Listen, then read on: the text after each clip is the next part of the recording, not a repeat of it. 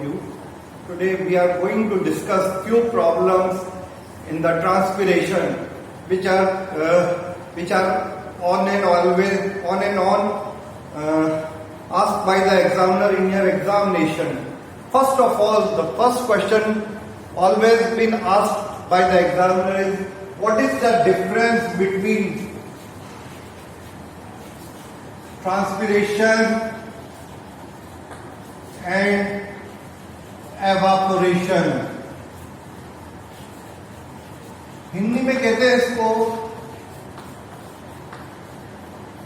वाष्पोत्सर्जन एवं वाष्पन में क्या अंतर है। अगर अपन एग्जामिनर के पॉइंट ऑफ व्यू से देखें कि अपने को क्या आंसर देना है, तो सबसे पहला है कि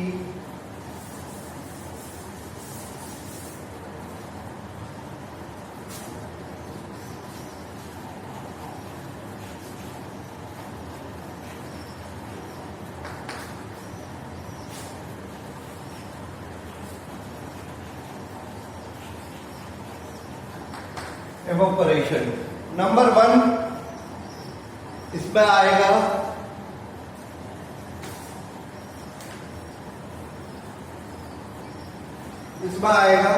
first of all it is a biological process, जैविक अभिक्रिया है। It is physical process. Why in this plants are involved.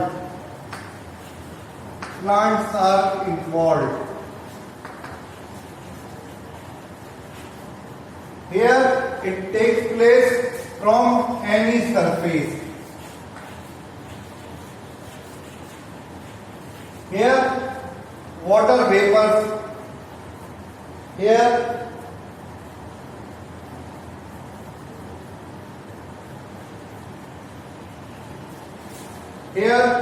water vapors come out of plants through stomata,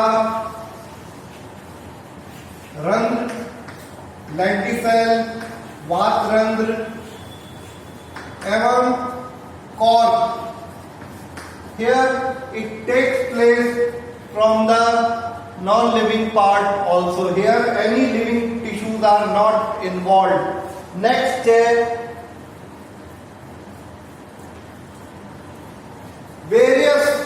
various forces are involved. Various physical forces are involved. कौन कौन से होते हैं? Vapour pressure, diffusion pressure and osmotic pressure. कौन कौन से pressure होते हैं? वेपर प्रेशर, डिफ्यूजन प्रेशर, विसरण दाब,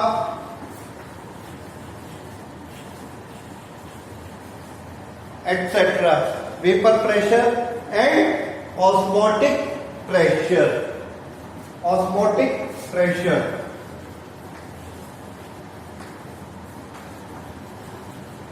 Here no such pressure involved. Here next point,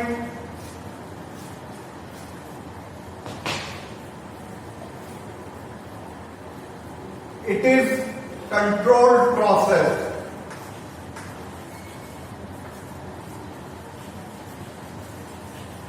It is uncontrolled process. Here special structures are involved. Here no such special structures are involved. Next है इसी में ही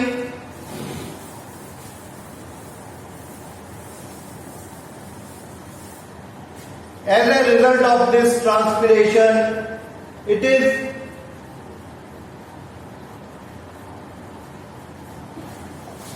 it maintains, as a result of this, it maintains the temperature. Here it causes dryness. It takes place from the internal surface. Here internal organs are involved. Here there is no such internal organs are present.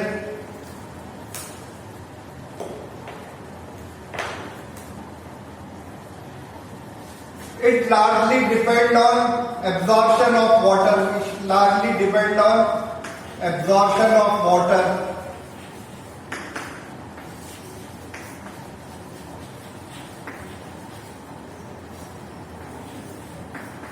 Here there is no such binding.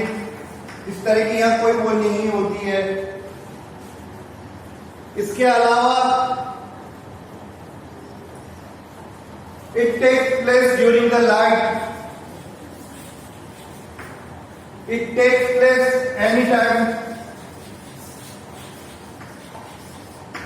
तो यह चीजें आपसे पूछी जा सकती है. इसके अलावा आपसे यह पूछा जा सकता है कि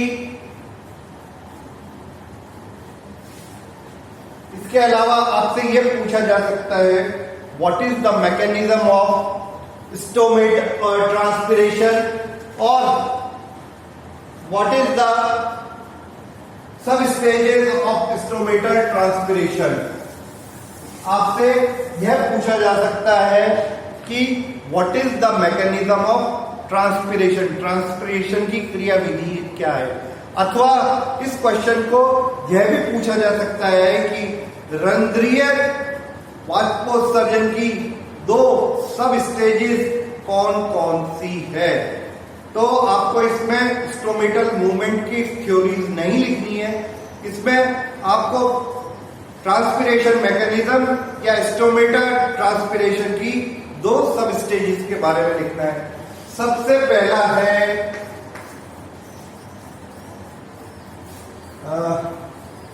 mesophyll cells, evaporation of water,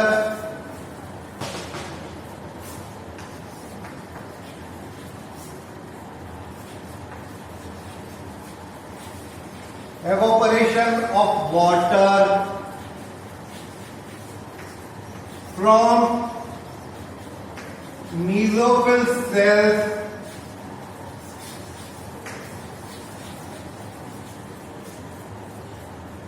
mesophyll cell walls to intercellular spaces.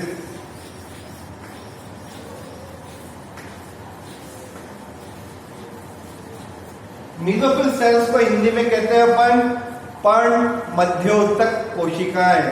तो इसमें क्या होता है, सबसे पहला सब स्टेज है पर्ण मध्योतक कोशिकाओं की भित्तियों से जल का वाष्पन होता है. कहाँ की तरफ होता है, अंतर कोशिकीय स्थानों की तरफ होता है. अगर हम लीफ का स्ट्रक्चर देखें,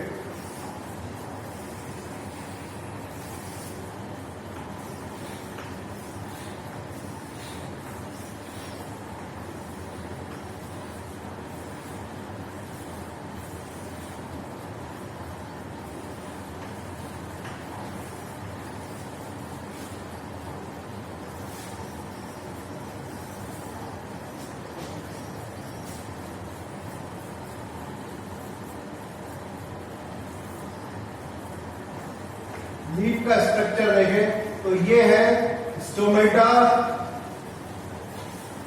ये है स्पॉन्जी टिश्यू,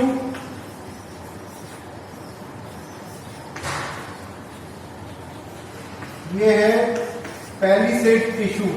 ये दोनों मिलके बनाते हैं पर्ण मध्योतक. तो इनके बीच में अंतर कोशिकीय स्थान होते हैं.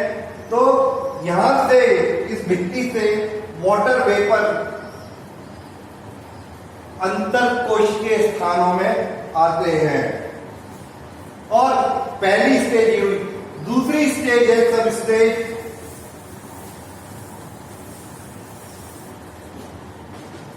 दूसरी सब स्टेज है diffusion of water vapor from intercellular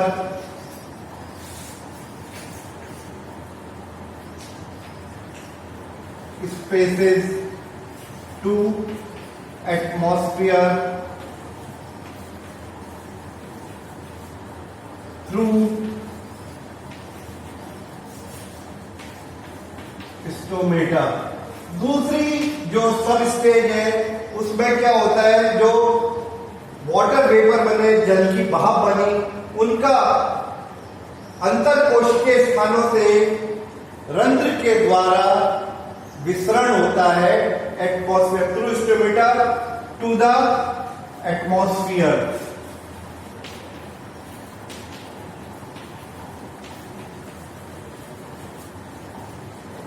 दूसरा है कि अंतरकोशिकीय स्थानों से जल वाष्प का वातावरण में रंध्र के द्वारा विसरण।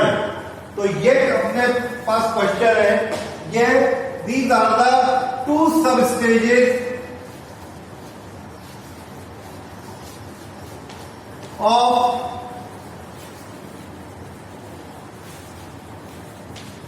stomatal transpiration और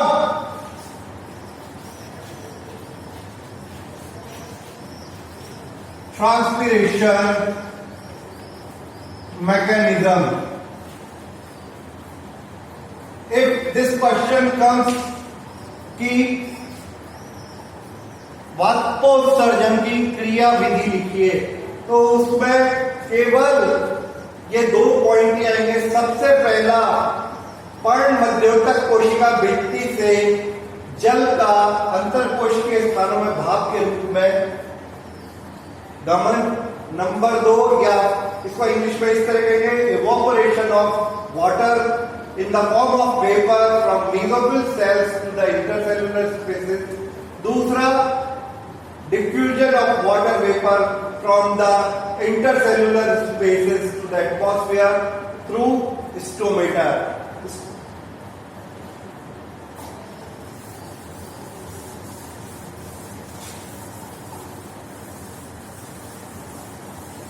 अब आपसे यह भी पूछा जा सकता है कि स्टोमेटा किस तरह का स्ट्रक्चर है। इट इज ए गेट, इस तरह का गेट है जो खुलता है, बंद होता है।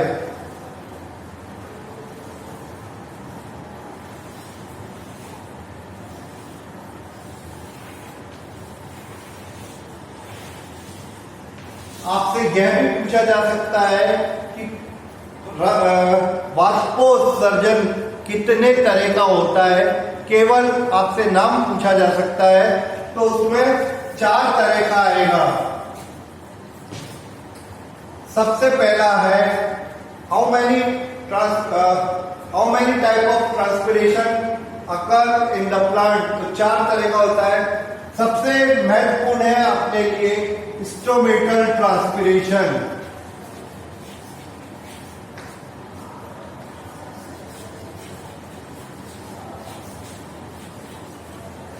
जो प्लांट में मैक्सिमम ट्रांसपिरेशन इसके द्वारा होता है।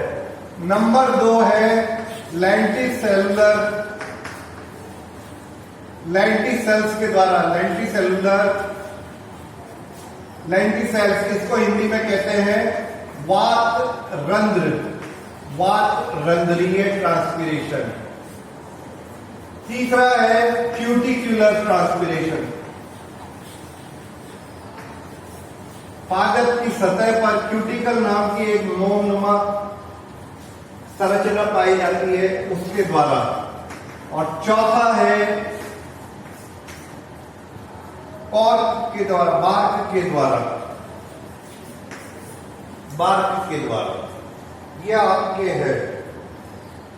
अब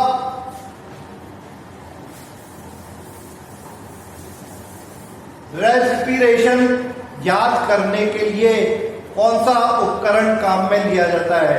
Which apparatus is used to measure the rate of transpiration? The answer is